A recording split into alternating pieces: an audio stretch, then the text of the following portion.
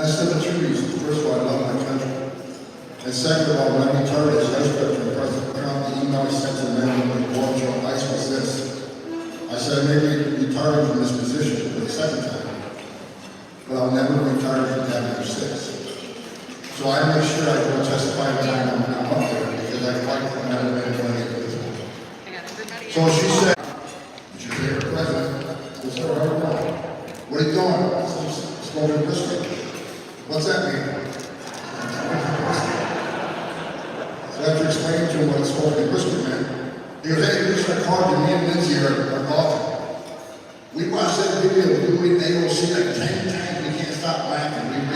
You made her look like a moron." I said, "Mr. President, she is a moron, so it wasn't that hard of a task."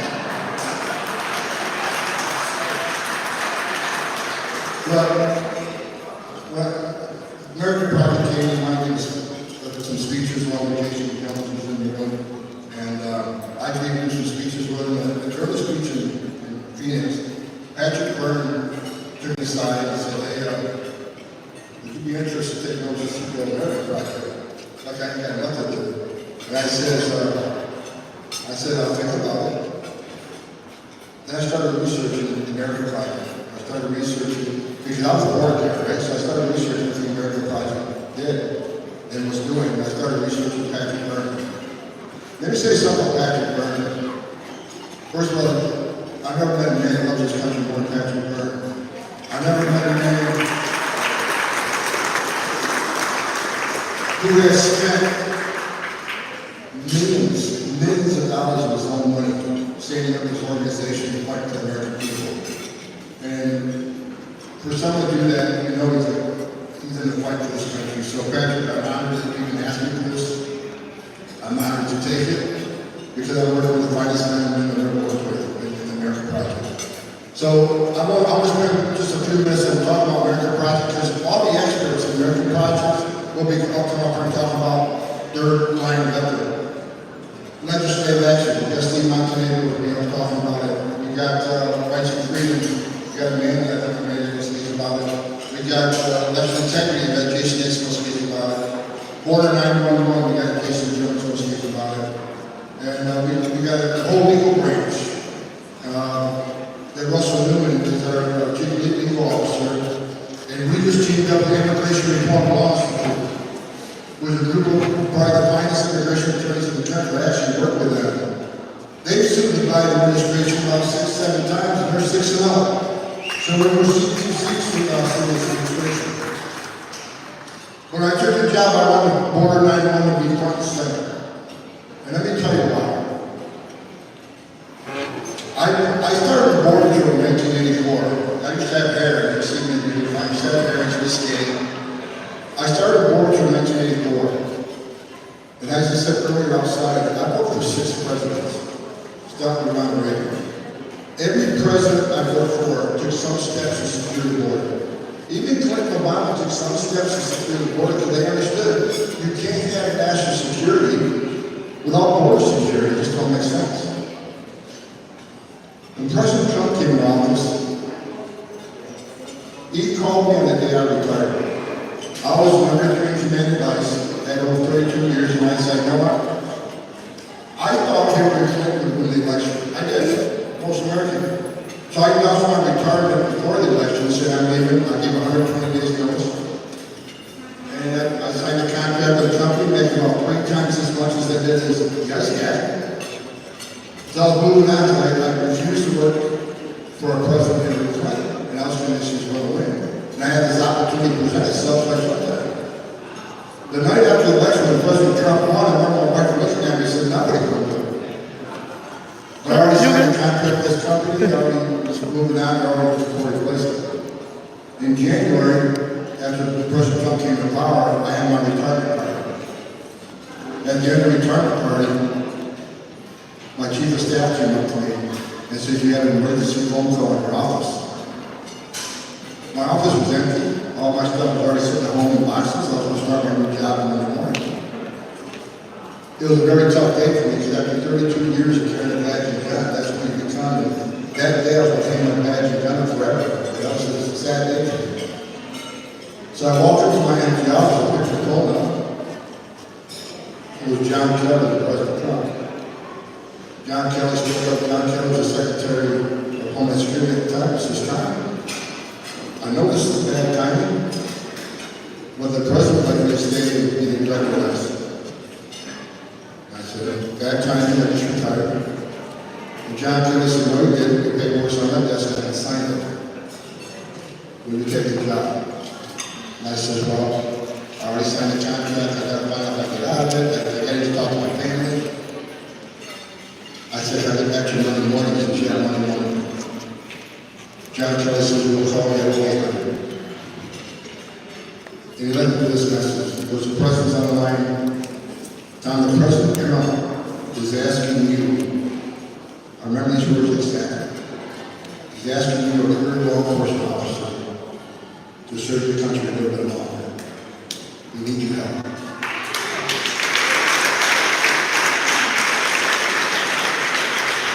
So that's all. Thanks for that. So I went home that weekend.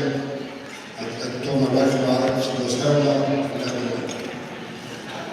We dealt with death threats. I've had U.S. Marshals around my house for months at a time. That people want to kill me, kill my kids. My wife had enough. We moved 7, 8 times across the country. She goes, no, you're not doing it.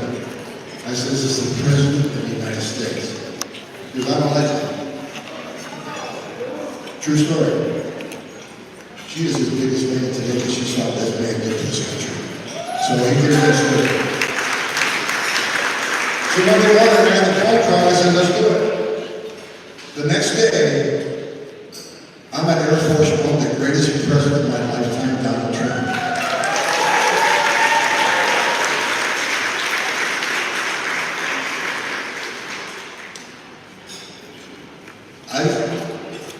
It hurts me to see the way this man's been attacked for the last 7 years, because I've sat in the Oval Office numerous times, I've been in Air Force One numerous times.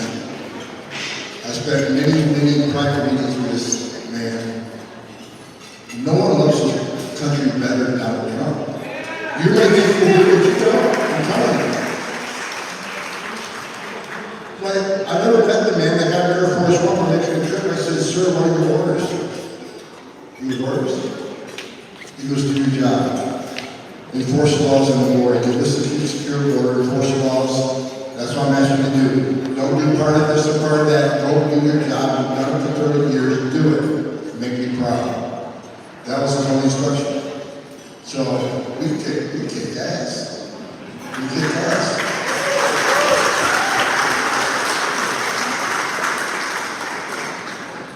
One thing about this president, he didn't go to his chief of staff, he didn't go to the Secretary of Security. He called you directly. He called your cell phone out. Get over here. All right, where? Oval Office.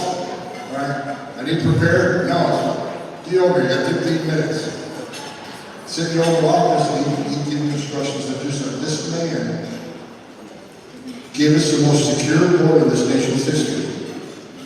I met myself outside, the numbers proved it. 83% decline in illegal immigration. 45-year low. No president has ever achieved anything near that.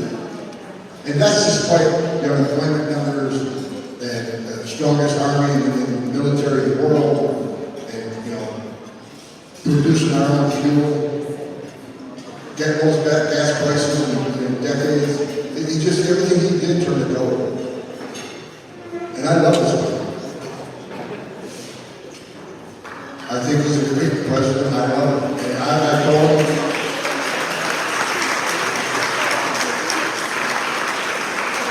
we actually had a dinner in Las Vegas, and he says, I think I'm coming back. This is a year before you was coming back. I think I'm coming back. Will you come back with me?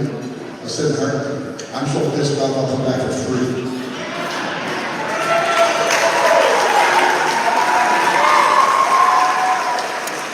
He looked at me and says, Don, I appreciate that, but you might want to take a paycheck. It's like $185,000 a year.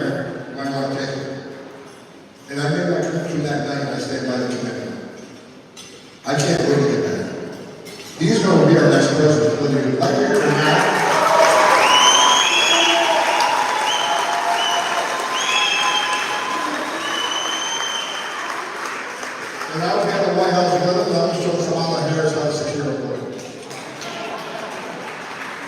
me tell you why I'm on board 911 as part of TAP and Front Center. I want to educate a little bit. This isn't, regardless of what your opinion is on illegal immigration, this is not an immigration issue anymore. Since Joe Biden became president, we've had 5.5 million people cross the border. 5.5 million. We went from the most secure border to historic illegal immigration in a matter of 90 days. Joe Biden signed over 90 executive orders abolishing everything we created under President Trump. Again, I worked for 6 presidents. Every one took steps to secure the border. No one did more than President Trump. Joe Biden is the first president in this nation who came into office and unsecured a border. Now, who the hell does that? What commander-in-chief says, I want more illegal immigration, I want more women sexually assaulted by the cartels, I want more aliens dying across the river, I want more Americans dying from blood overdose deaths, I want more women and children sex trafficked across the border, I want more known suspected terrorists in this country. Who the hell does that? Senator Mayorkas needs to be impeached yesterday. I thought this would be a year and a half ago. I just had a meeting with a bunch of Republicans up on the Hill. I said, get it done. I'll call you up too. I'm not playing favorites. Either impeach him, do your job, or go home. This man, what he has done in the president is unconscionable. It's, my opinion, treasonous. When you unsecure the borders, resulted in 106,000 Americans dying from poisoning from China, that's treasonous. When Donald Trump was president, first of all, doctors without borders did a study. They talked to all these women who came into the border. They went down to Central America, they went down to Mexico. 31% of women make that journey through the use of criminal cartels get raped. 1/3 of the women who make that journey get raped. So let me ask you a question. When Donald Trump was president, how many women did get raped? When 83% less people were coming, how many women did get raped? When you take, if you take 83% of the cars off the highway, would be less highway deaths? Of course. Under Joe Biden, since Joe Biden been president, we have 106,000 Americans that have died from fentanyl overdose. We got 174 known suspected terrorists who were arrested trying to enter this country illegally.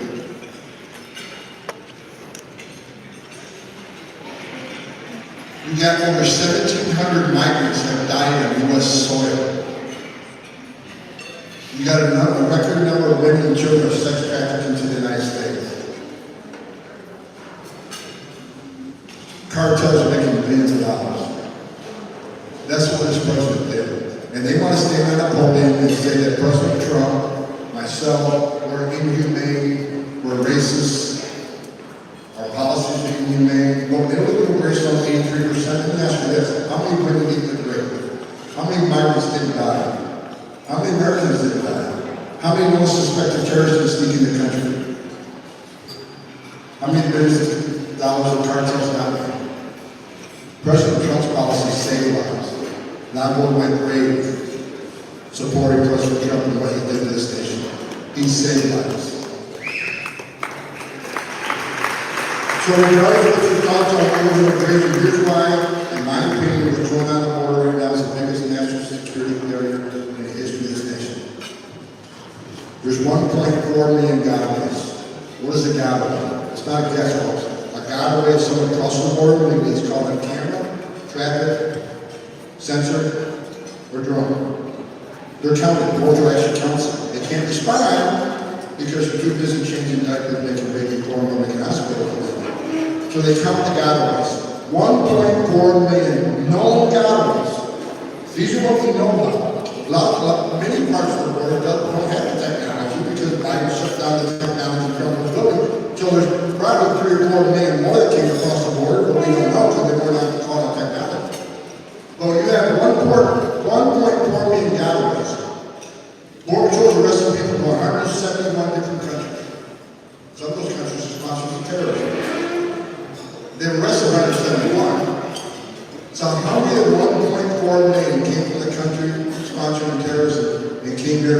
country harm. Think about that. If you think it's zero, then you're an idiot. This is the biggest national security threat this nation's ever seen. You think 9/11 was bad? Hold on to it. I don't want to see it happen. But what Joe Biden did that border, no suspected terrorists cross that border, we're going to have a bad day in America. I'm on way. I'm on a terrorist cross the border. I guarantee you this. It's coming.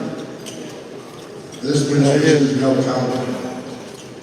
That scares the hell out of me. I've done this for 35 years. I'm even more concerned about the safety and security of this nation right now because of what this did on our border. Let me ask you a question. After 9/11, that was in D.C. We created all these databases. We got the FBI terrorist screening database. You got the TSA no-fly list. You got the visa security program. We created all these intelligence databases to try to prevent another 9/11. So if someone tries to get a visa to come to the country as a student, or someone tries to get a plane ticket comes to the United States, you're vetted through numerous databases, including DoD intelligence databases. And it's been very successful.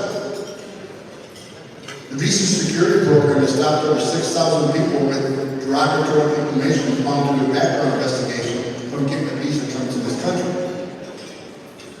What terrorist will put himself in a position right now to apply for a visa, apply for an airline ticket, and be outed, possibly, when he can simply get to Mexico and cross the southwest border the way 1.4 million others did to get away. You got to ask yourself, who's the 1.4 million? Why didn't they pay you pay the cartels a certain amount of money to cross the border and turn yourself into a blood show? You pay a much higher fee to get away. You're paying, I want to get to Chicago, I want to get to New York, you're going to pay a lot of money there. If you're a Chinese national, you're going to pay about $45,000. So why would you choose to pay more to the criminal cartels to get away? Think about that. Why would you not want to pay less to get across the border, be processed by the Border Patrol, be released, be flown to the city of your choice on taxpayer money, get a work visa, and work for 5 to 6 years until you're here? Who in the hell would take advantage of that gateway program? Why would 1.4 million people say, I don't want to do that, I want to get away? Because they don't want to be fingerprinted, they don't want to be vetted. These people are non-suspected terrorists, these people are child predators, these people are gang members, these people are criminals. Bork chose arrested 87,000 convicted criminals last year, including 100 convicted homicides. That's who they arrested. So regardless of what your opinion is on immigration, this is a national security issue of huge proportions. It's a public health issue, it's a public safety crisis. If they arrested 87,000 criminals, how many 1.4 million are there? It's not a coincidence that 2 years of historical immigration crisis, you got historic fentanyl overdose deaths. Don't listen to the bullshit the Democrats try to say that most of the fentanyl comes from the border entry. It's bullshit. It's a lie. Most fentanyl seized at border entry. Why? Because their vehicle stopped, every driver spoke to them. Depending on his responses, they need to decide a secondary search the car. Depending on the CBP targeting system, it's an intelligence database. Can't tell you what's in it, but when they put a license plate number in there, that may spit out saying, hey, officer, you may want a secondary vehicle with it. They got all the technology, so of course you see some more fentanyl poured in every day in car stuff. But we don't know what's going on with it. All we know is 5.5 million people across the border, 2.5 million were released that all out. And 70 to 80% of all the border patrol is off the line. Listen to this now. If I get anything I say tonight, listen to this. Because there are crises on the border, 70 to 80% of border patrol agents are no longer on patrol. They're processing. They're changing diapers and making baby clothes, they're making hospital clothes. And when the cartels, they'll put a group of 200 people through one area, knowing that 30% left on the line will seize that area to fuel this humanitarian crisis, that is the border wide open. That's when it was fentanyl. That's when they sex traffic women and children. The cartels control our southern border. We're the strongest country in the world. And we don't have an opposition to control our southern border. The criminal cartels have opposition control. They decide what comes across, where it comes across, what times it comes across. I've talked to some of the chief patrol agents who tell me it's broken arrow. They This is what this administration is doing, and that's why Board 911 is important. We're getting out and educating the American people on what's going on the border, why it matters to them. Regardless of what your opinions on immigration is bigger than that now. So we want to educate what's going on in the southwest border and all the northern borders up over here, so when they get to the voting booth next year, they're going to vote for someone who believes in border security. I know I'm all for it. But border security has to be front and center of our issues. This was the biggest national security failure in my lifetime. And some people will bear through to that. It's a bad day for America. That's why we're pushing so hard on Board 911. Because people think, hey, what immigration is just a guy trying to get a better life for his family. There's nothing wrong in that. No, there's a whole ugly underbelly you don't understand. When you cause a crisis this big, it creates bigger problems. I think it's personal. I yelled at congressmen who dared to tell me I didn't care about dying children unless they were white. And I explained to them just one incident of what I saw. People ask me a lot of times, and I always tell the story, I get better at it. A year ago I couldn't tell the story. I choked up. Because I still have nightmares about it. After this incident, I had to wake up. I'm a pretty tough guy. But it broke me. The incident I was talking to congressman, the last thing, the worst thing to say to congressman is I'm not care about blind children because I held many blind children in my arms. I held bad children in my arms. These criminal cartels and I still don't give a shit about their life. The incident I was talking about, that I'm going to share a couple stories with you, and it's not to make you sad. I hope when we leave this event tonight, you remember what I told you, and I hope you're as pissed off as I am. Woo! And I wake up really pissed off. Every day I wake up pissed off. So we had a secure border with lives were being saved. And our lives are being lost at a record number, just not your citizens. Aliens too. I'm not anti-alien. I'm anti-alien migration. I don't want to see anybody suffer. Right after we became vice, I didn't explain it to you. Said the congressman felt pissed off. He asked me such a ridiculous question. When I was in Dallas, Texas, giving a speech to the International Chiefs of Police about life and what we do, I get a phone call from John Moore, who was the second, who was at the time that was number one. Probably saying, we have a tragedy in Victoria, Texas. So I need to get down there right away. We got a young marine helicopter communication to take it down there. I need to get on there and run this crime scene. John knew that I spent most of my career investigating an organization that smuggled and trafficked people, drugs, and guns. So he reached out to me in Dallas. It was a quick flight down to Victoria, Texas. So I went down with nothing but a suit and a pager. That's why I got a young marine and went down there and landed in the scene. And I was met by Texas Rangers and the local sheriff who took me to the crime scene. Now I grew up in the town, 2,500 people, farming. And I stood in the back of that tractor trailer, I walked up to it, and right away there was 3 dead bodies on the ground that were pushed out of the tractor trailer with the doors by the open. People were in such a rush to get out in the air that they several dead bodies on the ground. First thing I noticed was several dead bodies on the ground, and I looked up to the back of the trailer, and all I could see was the bodies. But I keyed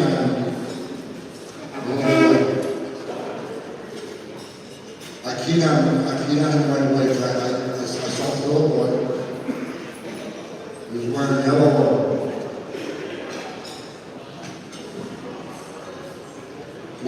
backpack.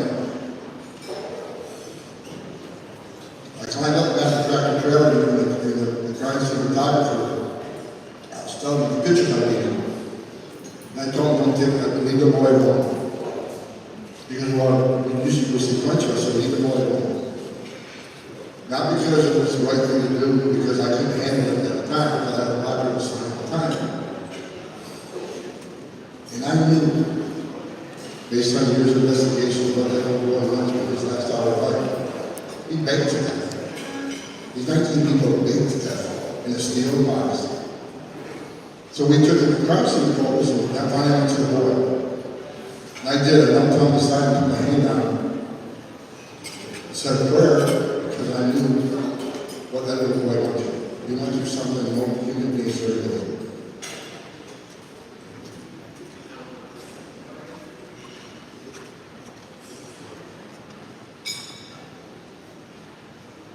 Over above him was his father who prayed with him to protect him.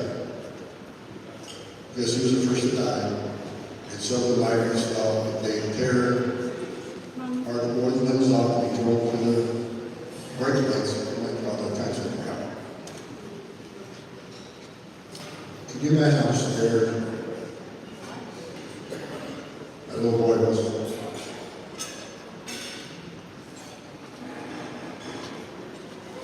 The other witnesses said that he was begging his father to help him. He told his dad he was like dying. Dad, you're dying, I don't want to die. Meanwhile, the other writers talking about tearing him off throughout the whole red.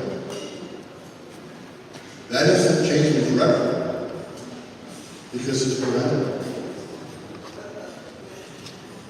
No one deserves to die that way.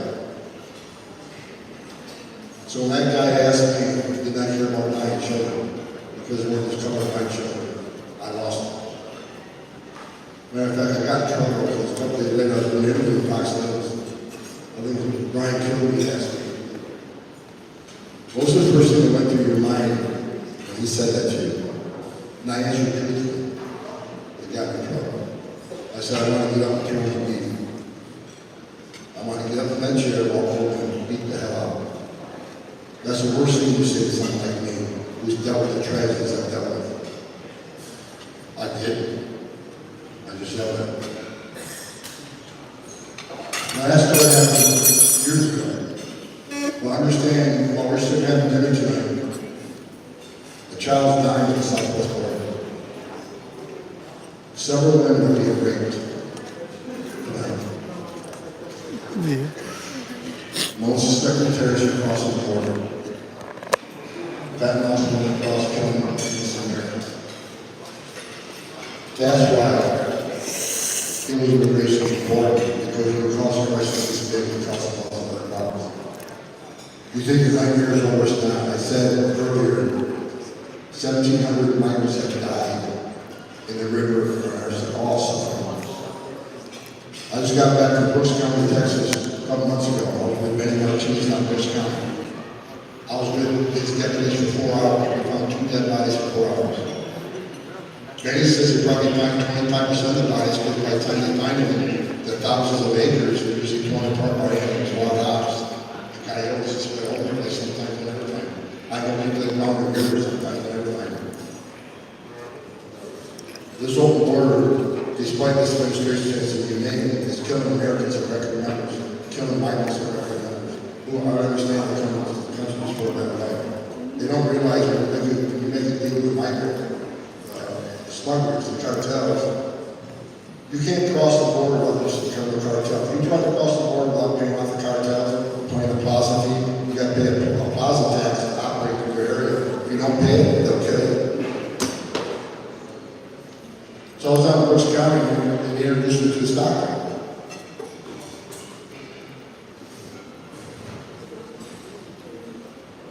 And again, I'm not trying to make this a sad occasion. I want to make you pissed off as I am. The mother and father and the child, a little girl, 12 months old, from an African nation. They paid the criminal cartel across the river. They didn't pay him cash. I'll explain it another. So these three started drowning in the river because the smugglers in the river weren't against them. Because when the Border Patrol approaches the smugglers in the boats, rather than get arrested, they'll throw babies in the river, knowing the men and women of the Border Patrol will jump in and save them. And they get away. I've seen it. It's happened to me with rams, almost like. So this doctor's telling the story, this husband and wife and 20-month-old paid the cartels from across, not money. They started drowning the Border Patrol as they would always do. jumped in disabled. They saw the disabled little girl, which later died in the hospital. 20 months, little girl.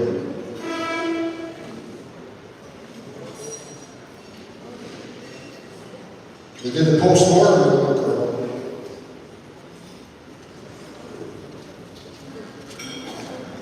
See the style lines and everything open to the full body. That's painful for us. Get pissed off. Let's take this country back.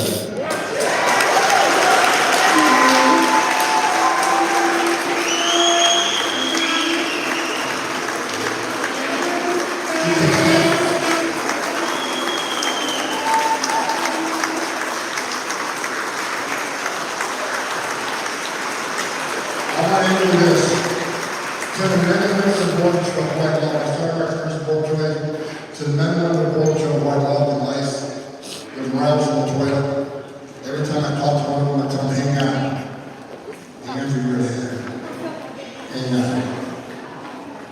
The President of the United States stood at the White House podium and slandered the men of the Horse Patrol. 2 days prior to the agreement, they did nothing wrong. They stood at the White House podium and talked about victim black people. These boys raise his wives and children that believe in school, believe in churches, and they're still not that told to them. And they're innocent. So just like to J6, men and women born show something too. So please, when you see a green uniform, tip your hands. Thank you.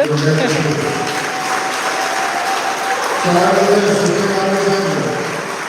Everything I just told you. Chuck gets back, I come back, and he fixes shit.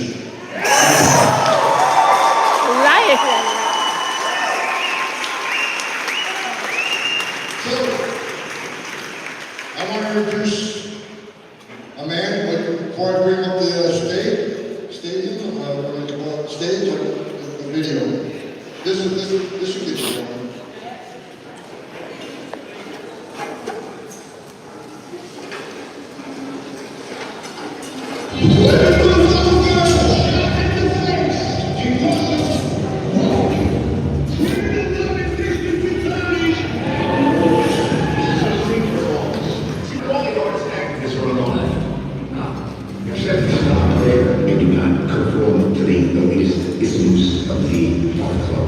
And they have something like that written in stepchild. This is my medium in which I shall create, and this is my canvas. The first most important thing is for anyone else is the Pledge of Allegiance. This is not a troll or protest. This has to do with the increasing level of anti-Americanism. You don't keep the criminals in jail, now you keep you in jail. This line is to show respect and honor for those who died. That shot you had for protecting us. You try to take that off and you will run better. I'll take it till the day I die. When the time was coming down, there was absolutely no doubt how that feeling. It was going to change my life. And it did. When somebody's complaining, it's so cold out. You're not in traffic. And here I am, drinking with one of these guys who's got one arm, who's got a hook for another arm, he's drinking fucking beer on the left of me, and he's not bitching about nothing. This year's VFW Americanism Award. This is Scott Tomato. That's it. Paint the flag and blue. Every state near a military base. There's a veteran, we all fought for that flag in World War II. And today, we want to see it flying. They will never, as long as I am alive, they will never take the American flag down. You want to find one? Then I will find out where you work, and I will find the building across the street and paint a flag 50 by 100 so you have to see it every few days.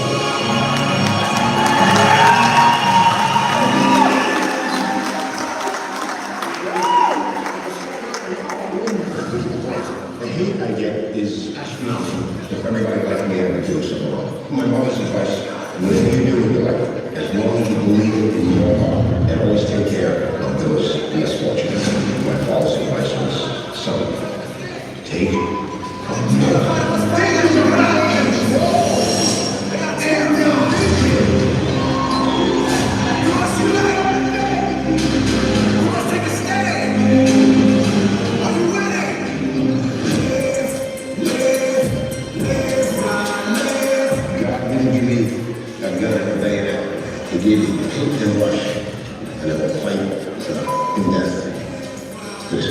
Ladies and gentlemen, my friend Scott McGill.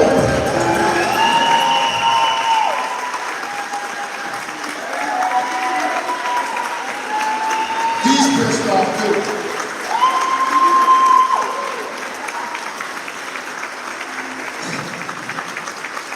Yeah, I'm a sick bastard, but I'm your sick bastard.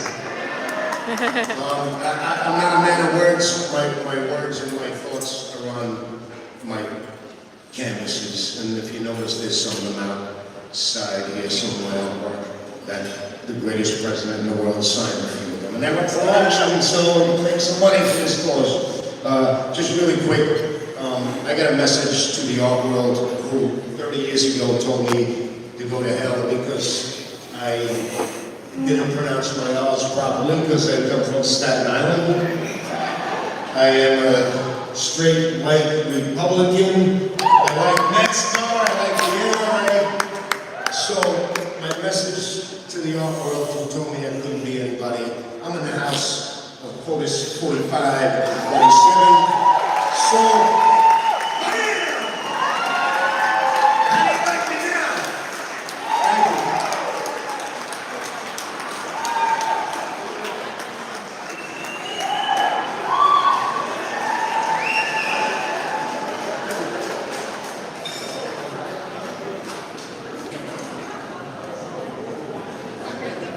ladies and gentlemen, how about another round of applause for Scott? Thank you, Scott.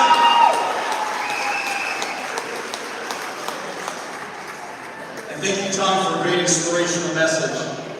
Yes, we all do get frustrated and pissed off with our border situation. But we've got, ladies and gentlemen, as you can see, we've got a lot of people that are just going to do some really good things here. I believe we have a video that's ready to go here, folks, so we're going to watch the video. So get your contribution envelopes ready, please, if you would. After the video, we're going to go ahead and auction a few things off over a 10-minute period. They go to auction. I've served my country for 34 years, and yet I have a Bible in my heart. Tạm biệt mọi người nhé. Có nhạc lên này. Because I knew when his last 30 minutes is like Bye bye. what I've been trying to do. Chia sẻ cùng quý vị nha. Hẹn quý vị những cái video kế tiếp ạ. That's why this whole thing needs to be fixed. You think that this federal crisis is going to get better because somehow the cartels are going to be concerned that there are so many Bye quý vị. Americans Tạm biệt. losing their lives. I want to be very clear that is not going to happen. There is no